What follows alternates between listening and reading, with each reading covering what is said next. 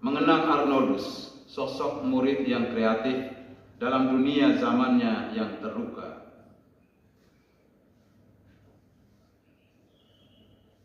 Arnoldus Jansen,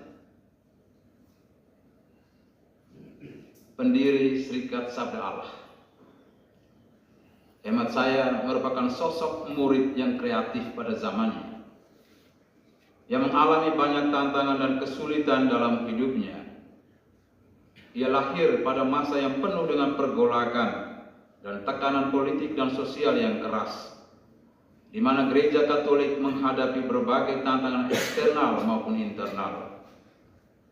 Ia hidup dan berkarya sebagai imam Tuhan dalam dunia gereja Jerman yang terluka akibat Kulturkampf, sebuah periode masa di mana terjadi konflik antara gereja Katolik dan negara Jerman di bawah Kanselir Otto von Bismarck pada akhir abad ke-19. Kulturkampf, yang berarti perjuangan budaya, adalah usaha pemerintah Jerman untuk membatasi pengaruh gereja Katolik dalam urusan negara. Banyak imam Katolik dan institusi gereja terkena dampak dari kebijakan ini,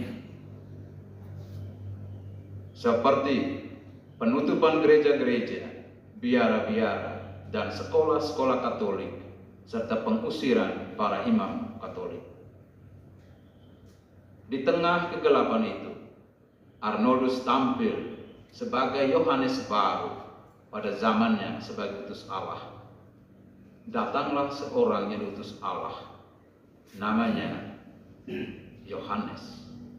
Dalam konteks ini Arnoldus, dia datang sebagai saksi untuk memberi kesaksian tentang terang itu, supaya oleh dia semua orang menjadi percaya. Ia bukan terang itu, tetapi ia harus memberi kesaksian tentang terang itu. Ketika situasi politik di Jerman mempersulit kehidupan gereja tersebut, ia justru mendirikan pusat misi di Steyr, Belanda, untuk melatih dan mengirim para misionaris ke berbagai belahan dunia.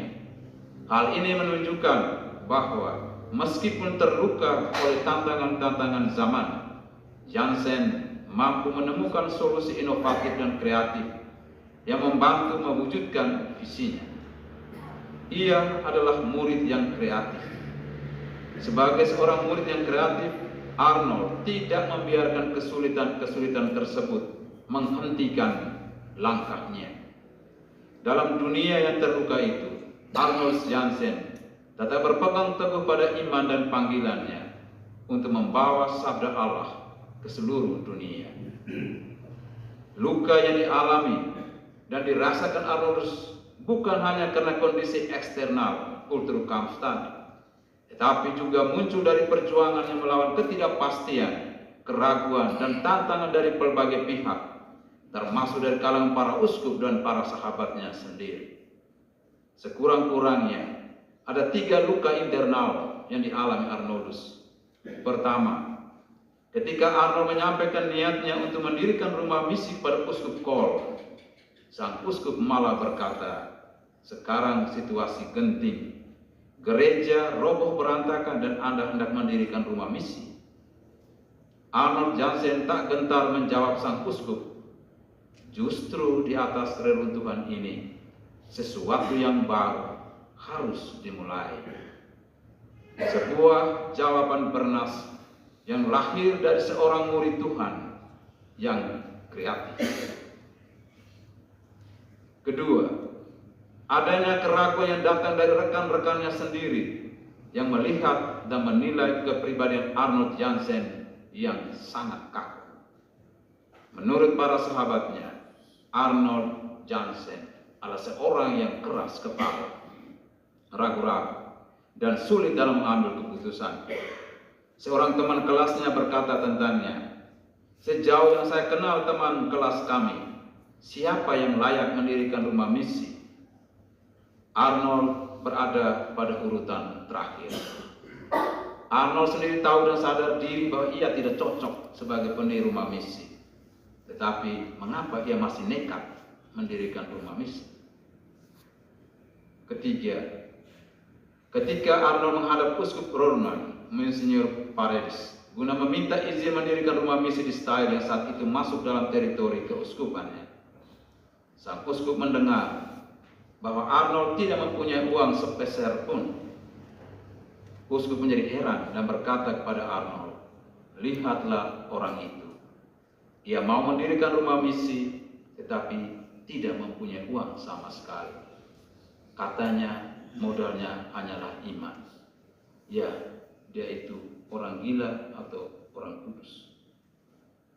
Mendengar kritikan pedas sang uskup, Arnold justru menjawab kritikan sang uskup itu dengan logika terbalik. Uang ada di saku penerima. Saudara-saudari terkasih, di dalam luka-lukanya, Arnold menemukan kekuatan untuk bangkit dan terus melayani Tuhan. Ia menunjukkan bahwa luka bukanlah tanda kelemahan, melainkan bisa menjadi sumber kekuatan ketika dihadapi dengan iman dan pengharapan. Dengan bermodalkan iman, Arnold Jansen berhasil menembus asap gelap politik kultur kamp dan membungkam 1001 kritikan yang dilancarkan oleh para pengkritiknya. Prolog Yohanes benar mengatakan, terang itu bercahaya dan dalam kegelapan, dan kegelapan itu tidak menguasainya.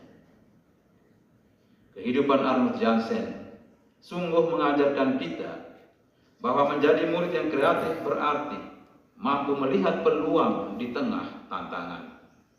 Tantangan bukan menjadi penghambat bagi kita, bukan menjadi hal yang membuat kita memutuskan diri untuk mengundurkan diri atau melarikan diri dari tantangan itu.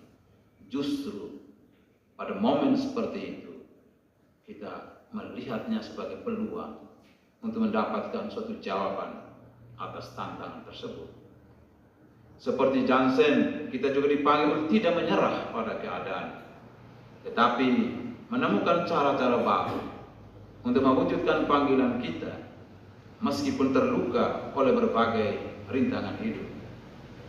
Kreativitas dan keteguhan hatinya menginspirasi kita semua untuk terus berjalan dalam terang iman, meski perjalanan itu tidak selalu mudah.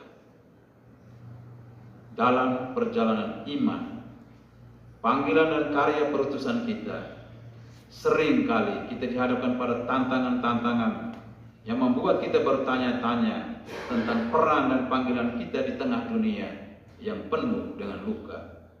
Dunia yang terluka ini memerlukan kehadiran kita sebagai murid-murid Kristus yang kreatif, penuh kasih, dan mampu membawa harapan serta